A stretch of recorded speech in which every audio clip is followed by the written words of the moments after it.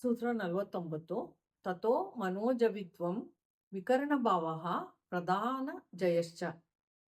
ಪದಗಳ ವಿಭಾಗ ತಥಾ ಮನೋಜವಿತ್ವಂ ವಿಕರಣಭಾವಃ ಪ್ರಧಾನ ಜಯಶ್ಚ. ತತಃ ಅನಂತರ ಮನೋಜವಿತ್ವಂ ಅಂದರೆ ಮನಸ್ಸಿನ ಮೇಲೆ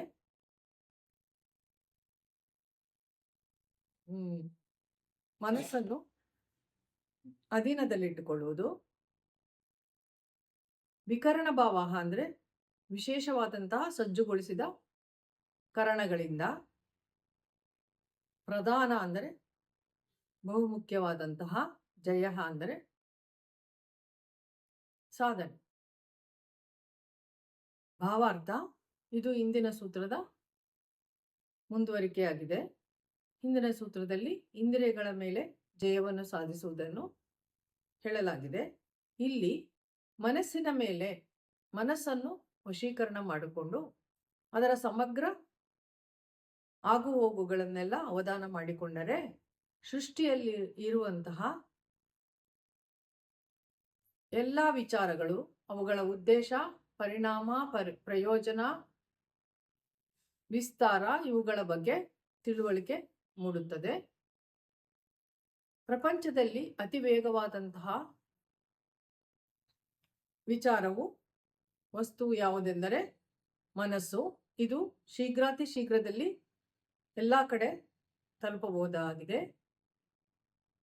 ಯಾವಾಗ ಯೋಗಿಶ್ರೇಷ್ಠನು ಮನಸ್ಸಿನ ಮೇಲೆ ಜಯವನ್ನು ವಶವನ್ನು ಸಾಧಿಸುತ್ತಾನೋ, ಮನೋ ಜಯಶ್ಚ ಅಂದರೆ ಮನಸ್ಸನ್ನು ಗೆದ್ದಾಗ ಅವನಿಗೆ ಸೃಷ್ಟಿಕರ್ಮದ ಎಲ್ಲ ವಿಚಾರಗಳು ಅವನಿಗೆ ಉಂಟಾಗುತ್ತದೆ ಎಂಬುದು ಈ ಸೂತ್ರದಲ್ಲಿ. ಸೂತ್ರ 50 ಸತ್ವ ಪುರುಷ ಅನ್ಯತಾ ಖ್ಯಾತಿ ಮಾತ್ರಸ್ಯ ಸರ್ವಭಾವಾಧಿಷ್ಠಾತೃತ್ವಂಚ ಸರ್ವಜ್ಞಾತೃತ್ವಂಚ. ಪದಗಳ ವಿಭಾಗ ಸತ್ವ ಪುರುಷ ಅನ್ಯತಾ ಖ್ಯಾತಿ ಮಾತ್ರಸ್ಯ ಸರ್ವಭಾವ ಅಧಿಷ್ಠಾತೃತ್ವ ಸರ್ವಜ್ಞಾತೃತ್ವ ಚ. ಪದಗಳ ಅರ್ಥ. ಸತ್ವ ಅಂದರೆ ಇಲ್ಲಿ ಅಂತಃಕರಣ ಚತುಷ್ಟಯದಲ್ಲಿರುವಂತಹ ಬುದ್ಧಿ ಸಾಮರ್ಥ್ಯ. ಪುರುಷ ಅಂದರೆ ಆತ್ಮಪ್ರಜ್ಞೆ.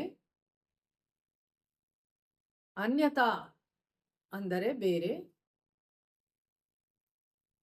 ಖ್ಯಾತಿ ಎಂದರೆ ಪ್ರತಿಷ್ಠೆ. ಮಾತ್ರಸ್ಯ ಅಂದರೆ ಒಂದೇ ಒಂದು ಪರಿಧಿಯಲ್ಲಿರುವಂಥದ್ದು. ಸರ್ವಭಾವ ಅಂದರೆ ಇಂದ್ರಿಯಗಳಿಂದ ಉಂಟಾಗುವ ಸಂವೇದನೆಗಳು. ಅಧಿಷ್ಠಾತೃತ್ವಂ ಅಂದರೆ ಅವುಗಳನ್ನು ವಶ ಮಾಡಿಕೊಳ್ಳುವಂತಹ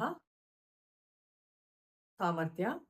ಸರ್ವಜ್ಞಾತೃತ್ವಂ ಅಂದರೆ ಸಮಸ್ತ ವಿಚಾರಗಳ ಮೇಲೆ ಅರಿವು ಅಂದರೆ ಜ್ಞಾನ ಉಂಟಾಗುವುದು. ಭಾವಾರ್ಥ. ಇಂದಿನ ಸೂತ್ರದಲ್ಲಿ ಇಂದ್ರಿಯಗಳ ಮೇಲೆ ವಶ ಹಾಗೂ ಮನಸ್ಸಿನ ಮೇಲೆ ವಶದ ಬಗ್ಗೆ ಹೇಳಲಾಯಿತು. ಇಲ್ಲಿ ಯೋಗಿಶ್ರೇಷ್ಠನು ತನ್ನ ಬುದ್ಧಿಯನ್ನು ಸತ್ವವನ್ನು ಕೇಂದ್ರೀಕರಣ ಮಾಡಿಕೊಂಡು ಅದನ್ನು ವಶ ಮಾಡಿಕೊಂಡರೆ ಎಲ್ಲ ಇಂದ್ರಿಯಗಳ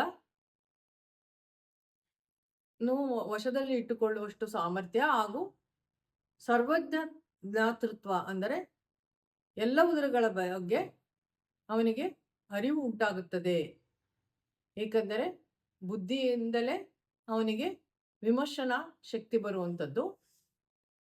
ಅದರಿಂದ ಪ್ರತಿಯೊಂದರ ಜ್ಞಾನವು ಇದರಿಂದ ಉಂಟಾಗುತ್ತದೆ ಎಂಬುದು ಈ ಸೂತ್ರದಲ್ಲಿ